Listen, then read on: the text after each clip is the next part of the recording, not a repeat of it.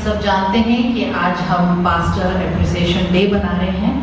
तो सबसे पहले मैं धन्यवाद प्रभु का देना चाहूँगी कि उन्होंने आज हमें मौका दिया कि हम ये दिन बनाने पाएँ, और दूसरा अपने पास्टर का, क्योंकि आज हम जो एप्रिसिएशन कर रहे हैं वो उसके हकदार हैं। सबसे पहले मैं ये बताना चाहूँगी, मैं ज़्यादा वक्त ना लेते हुए क्योंकि अभी बहुत सारी चीज़ें हैं करने के लिए, सबसे पहले मैं ये बताना चाहूँगी कि एक पास्टर होता क्या है। मैं कोई सरमन नहीं दे रही हूँ क्योंकि भैया ने इतना अच्छा बोला है, वो सारी चीज़ें बिल्कुल भाई साहब के लिए और हमारे आज के थीम के लिए बिल्कुल परफेक्ट थी।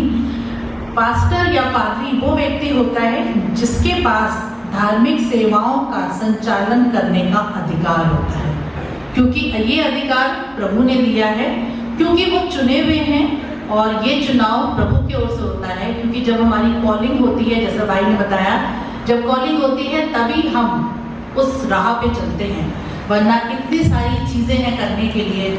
आजकल के टाइम में लोग पास्टर बनना, धार्मिक सेवाओं को करना, ये सब बहुत लीस्ट में समझते हैं, क्योंकि सबको पैसा कमाना है, मल्टीनेशनल कंपनीज में काम करना है, और वो सोचते हैं कि ऐसा कुछ करें जिससे हमारा घर, गाड़ी सब कुछ बन जाए। लेकिन वो ये नहीं जानते कि जब व्यक्ति इन सेवाओं को करते हैं तो वो घर जो परमेश्वर ने हमारे लिए नियुक्त किया है उसको हम बनाते हैं, और उस घर में रहने वाले वो लोग जो वहाँ बनाए गए हैं वो अनंत जीवन का सुख लेते हैं। ये तो सब दुनियावी बातें हैं, ये सब कुछ यहीं रह जाना है। लेकिन जब हमारा सेवक इतना पावरफुल हो, जो हमें ये सारी चीज़ें सिखाए, बताए, समझाए, उस पर चलने के लिए हमारा मार्गदर्शन करें, तो सोचिए वो कलीसिया कितनी फुलफिल रहेगी अपने जीवनों में। जैसे कि आज हम सब इस संडे वर्शिप में पास्टर एप्रिसिएशन डे को के लिए इकट्ठा हुए हैं, तो हम ये जानना चाहेंगे कि एक पास्टर क्या होता है। एक पास्टर केवल लीडर ही नहीं, बल्कि परमेश्वर के द्वारा चुना हुआ चरवाहा है, और हम सब जो यहाँ बैठे हैं उसकी भेड़ें हैं। अगर एक भी भेड़ बीमार हो जाए तो फौरन चरवाहे का दिल ऐसा हो जाएगा कि हम क्यों ना जाके उनके लिए प्रार्थना करें, और वो भेड़ बहुत जल्द चर्च में वापस आए। इस समय मैं ये बताना चाहूँगी कि ये वचन लिया गया है जो पहला थिस्सलुनीयों को 5 और 12 से 13 में लिखा जाता है कि जो तुम्हारे बीच परिश्रम करते हैं, जो प्रभु में तुम्हारी देखभाल करते हैं और तुम्हें शिक्षा देते हैं, उनका आदर करो। ये हमें हिदायत दी गई है कि आदर करो। सचमुच हमारे पास्टर इस कॉलिंग के लिए बुलाए गए हैं, और हम उनके जीवन और उनके परिवार और उनके अटूट विश्वास के लिए परमेश्वर का धन्यवाद करते हैं। प्रभु उन्हें शक्ति प्रदान करें, उन्हें बुद्धि दें, ताकि वो संपूर्ण मन से अपनी कलीसिया की सेवा करें। आप सब ने मॉर्निंग में जितने लोगों ने देखा होगा, भाई साहब ने बहुत सुंदर मैसेज डाला था।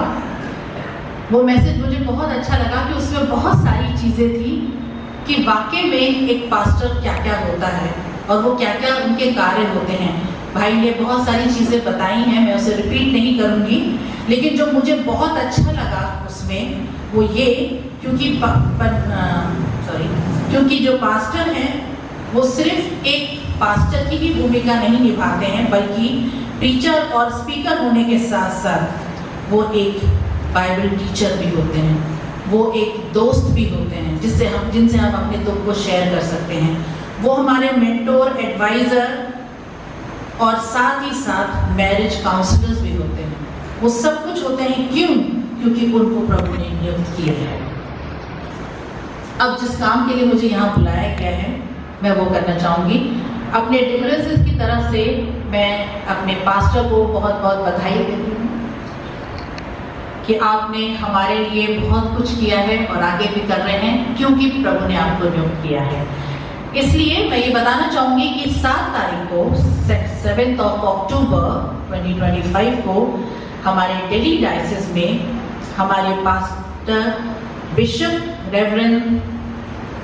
राइट रेवरेंड पॉल स्वरूप ने एक मैसेज दिया था, और वो मैसेज इस विषय पे था कि पादरी का जीवन कैसा होना चाहिए। मैं वहाँ मौजूद नहीं थी, लेकिन जो मुझे सूचनाएं दी गई हैं उसके अकॉर्डिंगली मैं आपको बता रही हूँ कि पादरी का जीवन कैसा होना चाहिए और कलीसिया में अपने पास्टर के साथ कैसे रहना चाहिए।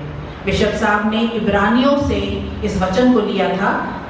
इब्रानियों 13 अध्याय उसके 7वें वचन से उन्होंने पढ़ा, जो तुम्हारे अगुए हैं और जिन्हें तुम्हें परमेश्वर का वचन सुनाया है, उन्हें स्मरण रखो और ध्यान से उनके चाल चलन का अंत देखकर उन पर विश्वास का अनुकरण करो। ये बिशप साहब ने इस पे मैसेज दिया था। मैसेज बहुत ही सुंदर था और ये सारी चीज़ें बिशप साहब के द्वारा जब बोली गई तो वहाँ दिल्ली डायसिस में, क्योंकि शांति निवास के ग्रुप में भाई साहब ने सब पिक्चर्स भी शेयर की थी, बहुत सारे लोग वहाँ मौजूद थे और इसके साथ वहाँ पे बहुत अच्छी संगति हुई, प्रेज एंड वर्शिप हुई। हमारी WSS की प्रेसिडेंट भी वहाँ मौजूद थी।